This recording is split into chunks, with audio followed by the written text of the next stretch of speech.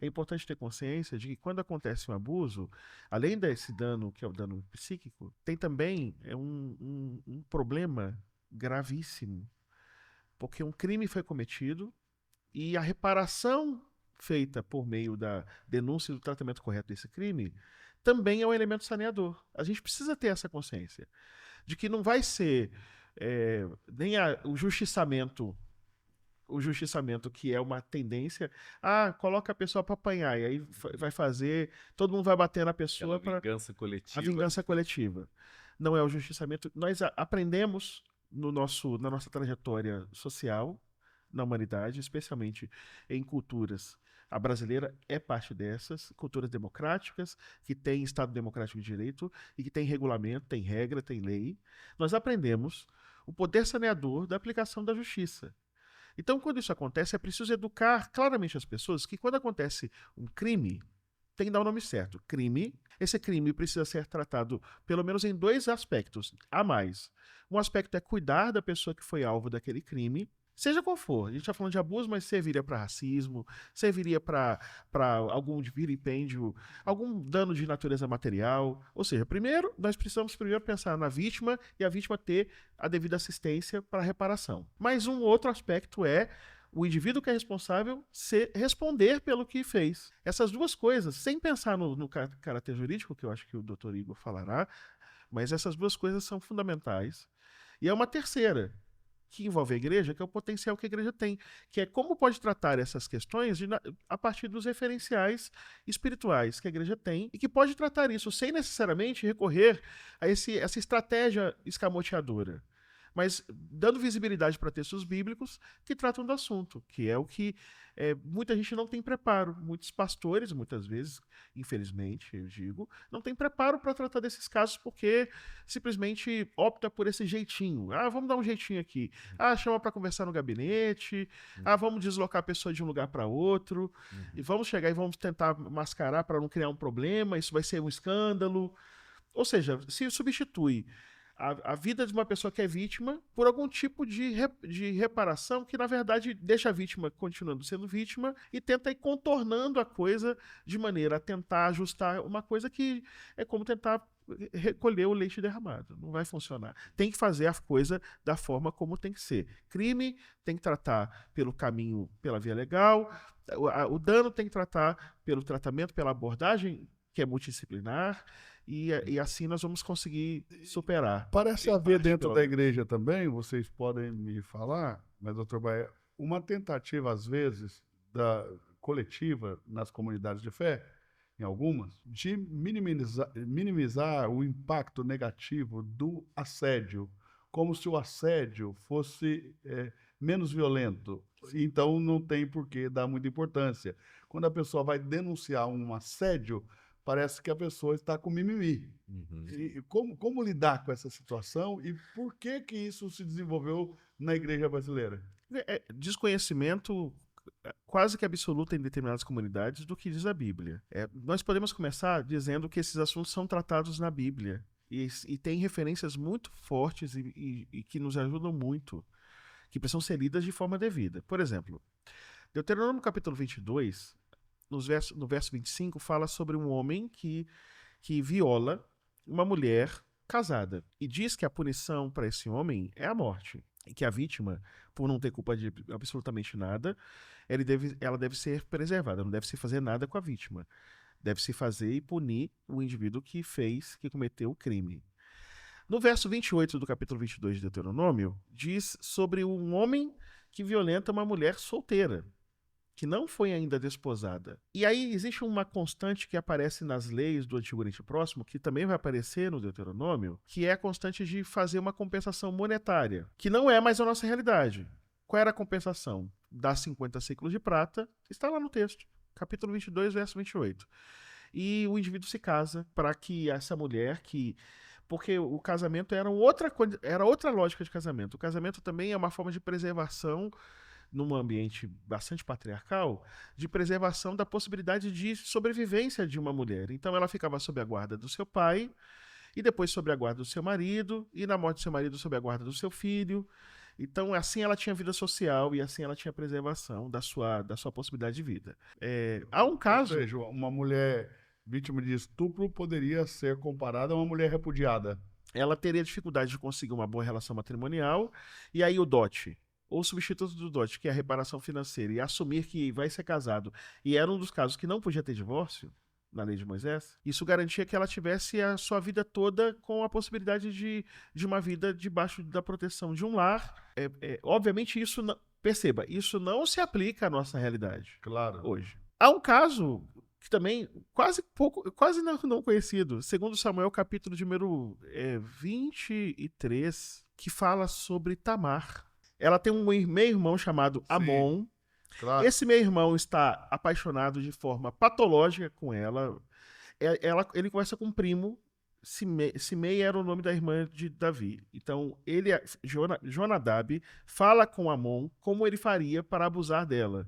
Faz de conta que você está doente, fala que você quer o cuidado da sua irmã, e aí quando a irmã vem, ele vai, abusa dela, e depois que consuma o abuso... Isso na casa de Davi, foi um negócio sério. E depois que consuma o abuso, ele a repudia. O que acontece é que tempos depois ela era filha de Absalão. Ela não era filha de Davi. Ela era filha de Absalão. Portanto, ela era neta de Davi. E Absalão, tempos depois, quando seus homens vão para fazer um determinado trabalho, encontram Amon e matam Amon.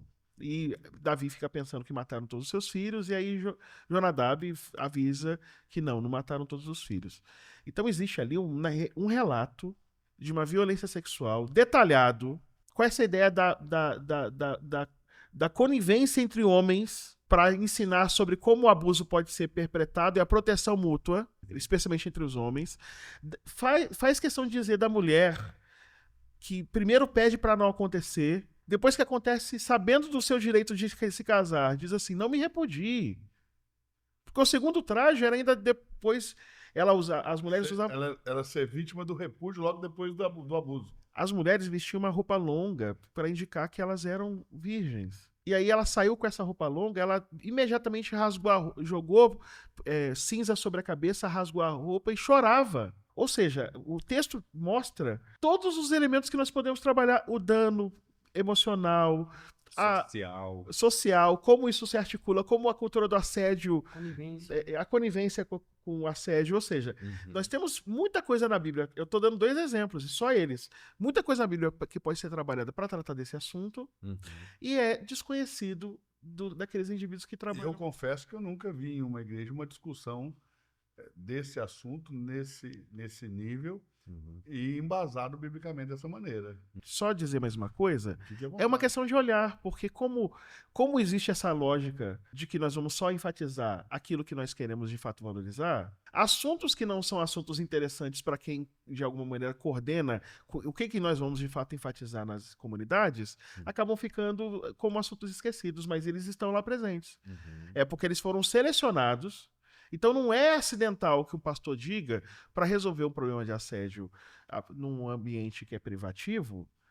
Por quê? Porque ele sabe que essa é a recomendação e ainda pode justificar biblicamente de uma leitura errada. Desculpe falar mais um exemplo. Fica à vontade. 1 Coríntios fala de que quando há problemas entre irmãos, para não levar para o tribunal dos incrédulos, para os juízes. Então, ainda o indivíduo lendo mal o texto bíblico ainda consegue encontrar uma justificativa que não tem nada a ver, porque o tribunal romano, o juízo romano, costumava ser um juízo que favorecia em situações, por exemplo, de litígio, pessoas que tinham mais capacidade financeira.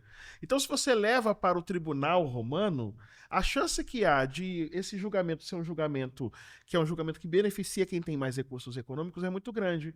E quem tinha a boa medida para fazer o julgamento, já que a justiça romana não operava de forma devida, era a comunidade de fé, porque ali, com certeza, eles usariam a boa medida de justiça. Mais justos, né? Não é mais o que está acontecendo. Hoje nós temos dispositivos legais muito eficientes para resolver problemas dessa natureza. Então a gente não precisa fugir ou contornar, dizer que a irmã de oração vai fazer uma oração e aí, com o nome da pessoa lá debaixo do joelho nos pedidos, a pessoa vai morrer. Não vai acontecer isso, pode até acontecer, eu acredito em Deus. Mas o indivíduo que fala isso, ele sabe que se não acontecer absolutamente nada, e aí faz o quê? Aí se coloca em suspeita a existência de Deus? Não, eu vou explicar. A culpa, uma vez que haja o abuso, é do abusador. Uma vez que se cria a lógica de colocar num mecanismo que é um mecanismo de leva para a reunião de oração e aí Deus revela, e que o indivíduo sabe que houve um abuso e aceita que isso acontece, agora já não é mais o abusador o cúmplice. Diante de Deus é o abusador e quem criou esse sistema perverso de escamoteamento da realidade dos indivíduos que cometem crimes na igreja.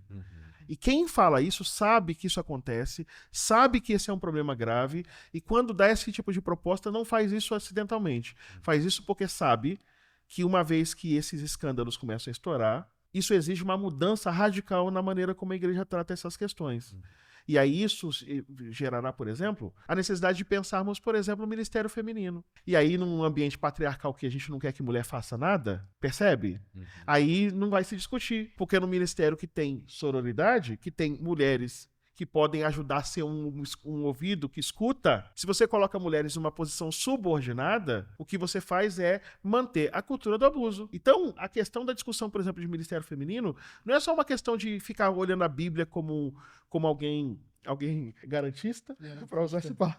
Aí ficar descobrindo o que a Bíblia diz literalmente e a partir daí ficar repetindo. Na verdade, por trás disso tem outras camadas. E uma das camadas é de impedir que haja representatividade e essa representatividade haja de alguma maneira, uma forma de contemplar os grupos representativos na igreja. Quando houve um problema na igreja que que não tinha distribuição de alimentos para todo mundo, e foram levantados os homens para servir as mesas, os homens eram gregos para atender a mesa de gregos. Deram voz aos que necessitavam dela. Ponto. Jesus, quando escolhe os discípulos, ele escolhe discípulos, e tem lá discípulos, mas também tem mulheres. E os discípulos são discípulos com nomes gregos, como Filipe, e discípulos com nomes que são nomes hebraicos, como Simão ou Cefas. Uma igreja que tem um ministério feminino forte, atuante, com voz, não vai ser conivente com certas situações, porque elas vão denunciar, Igor, judicialmente, tecnicamente, como é que fica essas situações?